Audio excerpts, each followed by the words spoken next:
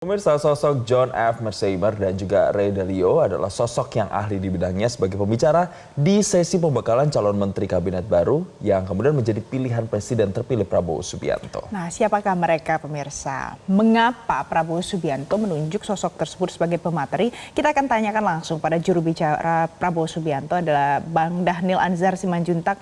Bang Dhanil, selamat pagi. Selamat pagi Mbak, Assalamualaikum Mas. Waalaikumsalam. Bang Dhanil, ini kan nama-nama ini kan bukan nama-nama yang kaleng-kaleng ya. Kalau yang memberikan pembahasan untuk calon-calon menteri, calon wakil menteri, di antara sekian banyak orang-orang yang ahli di bidang hubungan internasional, katakanlah yang pertama kita bahas ya untuk membahas soal geopolitik. Mengapa John Mersheimer yang dipilih? Pertama begini, John Mersheimer hari-hari ini itu adalah menjadi salah satu pemikir politik internasional yang berpengaruh.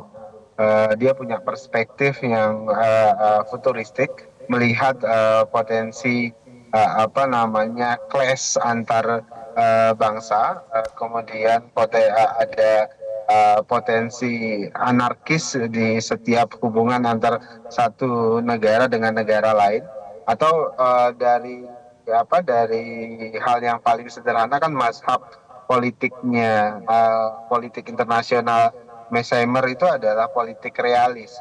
Dan terus terang Pak Prabowo pada saat ini melihat politik internasional, hubungan internasional, geopolitik dan geostrategis itu dengan perspektif yang realis pula. Jadi ada balance of power, dengan perspektif balance of power. Dan Mersheimer ini memberikan gambaran yang sangat baik terkait dengan dinamika geopolitik dan geostrategis di sepanjang sejarah dunia, termasuk potensi geopolitik dan geostrategis, ancamannya, tantangannya di masa yang akan datang. Pak Prabowo pembaca pikiran-pikiran Mersheimer, beberapa buku beliau, bahkan debat-debat terkait dengan politik internasional di YouTube dan yang ditayangkan TED dan sebagainya terkait dengan pikiran-pikiran Mersheimer. Jadi pikiran-pikiran Mersheimer ini agaknya lebih cocok dan akan memberikan perspektif keprihatinan dalam tanda kutip Pak Prabowo pada saat ini melihat geopolitik dan geostrategis. Harapannya apa? Harapannya Pak Prabowo berharap seluruh anggota kabinet itu menangkap dan memahami bahwasannya ada dinamika global atau dinamika geopolitik dan geostrategis yang tidak baik-baik saja pada saat ini, dan itu mempengaruhi kebijakan kita di dalam negeri. Kenapa? Karena apapun itu, semua kebijakan di dalam negeri juga harus memahami kondisi geopolitik dan geostrategis, kondisi dinamika global yang pada saat ini sedang terjadi. Bang Dhanil, tapi kan kalau melihat sosok Prabowo Subianto ini juga sosok yang mumpuni untuk berbicara atau memberikan pengarahan soal geopolitik dan juga geostrategis. Tapi kemudian diambil Mersheimer ini untuk bisa memberikan pengarahan. Apakah sekedar karena memang ingin mencari point of view lain atau memang ada target-target yang ingin disasar juga nantinya di pemerintahan Prabowo Subianto terkait dengan kondisi geopolitik atau geostrategis ini?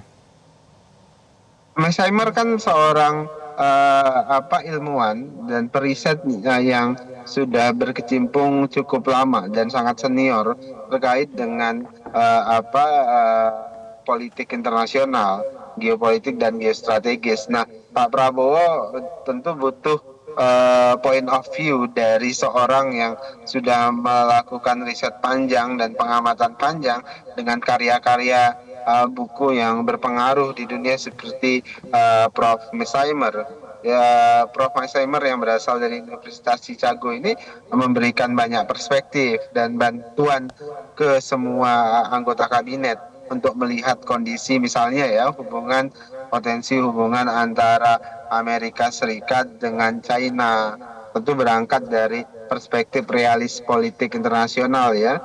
Pembaca kita mungkin nanti akan melihat yang dimasuk realis itu adalah kecenderungan setiap negara untuk menghegemoni negara lain, untuk mendominasi negara lain, dan itu adalah naturalnya setiap negara, terutama negara-negara besar. Nah, hari ini kan kita terjepit di antara sebutlah konflik dingin, antar panas dingin antar para rising power dengan rule power. Dalam hal ini rising power ada ada China, kemudian rule power pada saat ini masih Amerika. Nah, persaingan antar mereka ini itu kemudian pasti berdampak kepada kita yang sebutlah negara-negara yang sedang berkembang. Belum lagi kalau kemudian ada proksi dari persaingan mereka ini. Nah, Miss Aimer bisa memberikan penjelasan yang baik dari hasil-hasil riset beliau, baik dari sisi historis maupun secara futuristik yang kemungkinan akan terjadi di masa yang akan datang. Sehingga ramalan-ramalan yang berangkat dari riset berangkat dari kajian ilmiah tersebut bisa menjadi tadi istilah Anda itu adalah point of view ke seluruh anggota kabinet. Kenapa Pak Prabowo misalnya memilih politik kolaboratif misalnya di dalam negeri, memilih kenapa kita harus fokus pada agenda pemerintahan yang bersih, kenapa kita ingin fokus pada akselerasi pertumbuhan ekonomi yang 8% di dalam negeri dan sebagainya, kenapa kita harus hilirisasi dan sebagainya. Baik, Bang Dhanil, jadi kalau kita bicara geopolitik ada John Mearsheimer. Kalau misalnya kita bicara di dalam negerinya ya Jason ya, ada yang Why Nation Succeed and Failed itu dari Ray Dalio. Mungkin publik bingung Bang Dhanil, kalau seandainya ada perspektif dari luar negeri, kok yang dari ilmuwan dalam negeri yang punya perspektif lokal bagaimana? Kapan nanti tuh? Begini, Mbak, yang ingin dibangun Pak Prabowo adalah perspektif makro global. Nah, kenapa? Karena pada saat ini pembangunan di dalam negeri atau agenda pembangunan di dalam negeri itu kan tidak bisa pakai perspektif kelokalan kita ansih atau kelokalan saja, tapi juga harus mengkoneksikan diri dengan kondisi yang lebih besar, lokal. Kita kalau mau menjadi negara besar, dan itu yang ingin dilakukan oleh Pak Prabowo, maka kita harus punya konektivitas yang kuat dengan negara seluruh dunia. Nah, perspektif internasional itu membantu langkah-langkah lokal kita, langkah-langkah domestik kita.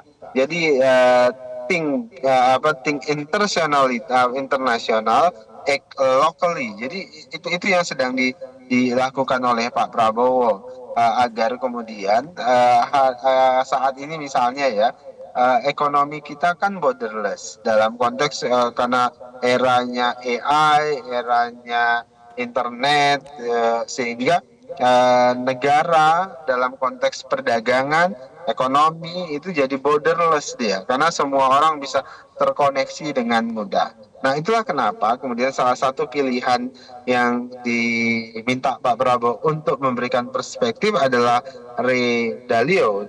Beliau juga seorang investor senior dan sangat senior, dan seorang ahli investasi yang menulis buku menarik juga, yaitu Why Nation Success or Fail, atau dan juga merujuk buku lama misalnya yang juga ditulis oleh Darren and Robinson terkait dengan Why Nation Fail. Nah, buku dan pikiran Ray Dalio ini penting untuk memberikan early warning system. Negara sukses itu indikatornya ini loh. Misalnya yang disebutkan Ray Dalio itu, negara sukses itu kalau institusi birokrasinya itu bersifat inklusif. Inklusif Ya, itu seperti apa? Partisipasi publiknya baik. kuat, kemudian agenda pemerintah bersihnya hadir, artinya anti korupsi dan sebagainya. Nah, kemudian Ray Dalio juga tuliskan bagaimana negara itu bisa gagal, negara fail itu kayak seperti apa. Nah, misalnya Baik. institusinya lemah, kemudian partisipasi publiknya lemah, kemudian korupsinya ramai, itu jadi punya potensi negara itu gagal. Pun demikian ketika kita baca buku Darren and Robinson tentang Why Nation Fail. Nah, itu semua ingin langsung diperdengarkan Pak Prabowo dari mereka-mereka ya Baik. atau ahli-ahli yang sudah melakukan riset panjang dan punya pengalaman panjang terkait dengan ekonomi terutama dan Aha. terkait dengan Baik. institusionalisasi ekonomi seperti Ray Dalio. Baik Bang Daniel, tapi kalau begitu apa yang kemudian why nation fail dan why nation succeed itu apa yang dikasih tahu oleh Ray Dalio pada saat memberikan pembekalan kemarin? Apa yang jadi titik fokusnya begitu yang dikasih oleh seorang yang punya harta sekitar 218 triliun ini? Ya, Ray Dalio menyampaikan materinya secara daring ya. Pak John Mearsheimer yang hadir secara langsung. Jadi Ray Dalio tentu ya beliau tentu bicara terkait dengan pikiran-pikiran beliau di dalam buku yang tadi saya jelaskan. Jadi prinsipnya adalah tidak ada negara besar atau negara sukses secara ekonomi kalau kemudian institusinya lemah. Kemudian artinya institusi lemah itu kalau misalnya korupsinya ramai. Jadi nggak ada negara di dunia ini yang sukses, sejahtera. Kalau kemudian korupsi itu masih menjadi habit negara tersebut. Jadi negara yang korupsinya kecil itu pasti adalah negara-negara yang punya potensi untuk maju. Itu artinya apa? Institusi negara atau birokrasi itu harus mempermudah dan memberikan kompetisi yang adil bagi kegiatan ekonomi, kegiatan investasi dan sebagainya. Sehingga negara bukan justru kemudian menjadi penghambat dan memperlambat gerak ekonomi terutama dari sektor swasta, tapi justru kemudian membantu mengakselerasi supaya kemudian sektor swasta bisa tumbuh. Baik, mudah-mudahan nanti pembekalan calon menteri Prabowo Gibran ini punya hasil luar biasa, tidak hanya untuk semua calon menteri aja, ya, untuk masyarakat Indonesia. Terima kasih Bang Dhanil Anzar Simanjuntak, juru bicara Prabowo Subianto sudah bergabung bersama kami pagi hari ini di Selamat Pagi Indonesia. Jelajahi cara baru mendapatkan informasi. Download Metro TV Extend sekarang.